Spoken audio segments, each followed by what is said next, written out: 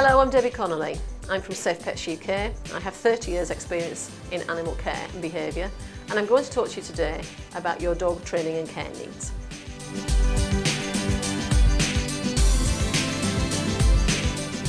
I'm going to talk to you about how to train a disobedient dog, and I think the most important starting point is to define what disobedient actually is.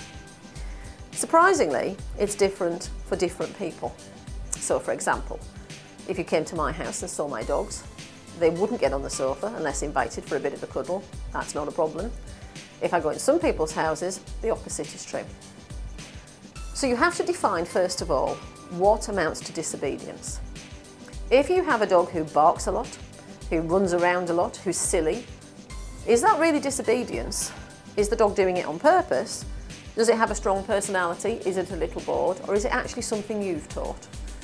I see a lot of customers who wave toys around, encouraging their dog to jump up, to nip them, pull their clothes, and laugh hilariously at that.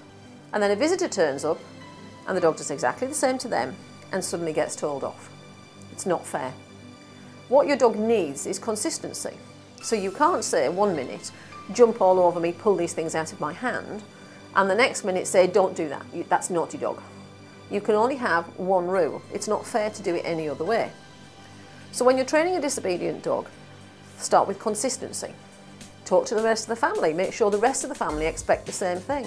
Again, it's not uncommon for me to see customers whose children admit that when they are actually alone in the home and the parents have gone out, that they actually do rag the dog about, be silly, encourage it to bark. Barking is a common problem. It can cause you serious issues. You can end up with a situation where you're evicted. So what you need to be clear about is that everybody who deals with a dog has exactly the same rules, boundaries and expectations. Then you need to look at things like food. Additives in food can cause some dogs to behave very badly. They can cause hyperactivity, certain types of aggression problems. So look at the food that you're feeding. And then look at classes, look at getting some help. Even if you've had a lifetime of dogs, realistically a lifetime of dogs is possibly only 2 or 3. I could see that many in a week. So sometimes going to a class, asking your vet to find you a behaviourist can actually be the way forward. But never confuse your dog, be very consistent with your approach, be kind, be firm, but above all, be fair. And that is how to deal with a disobedient dog.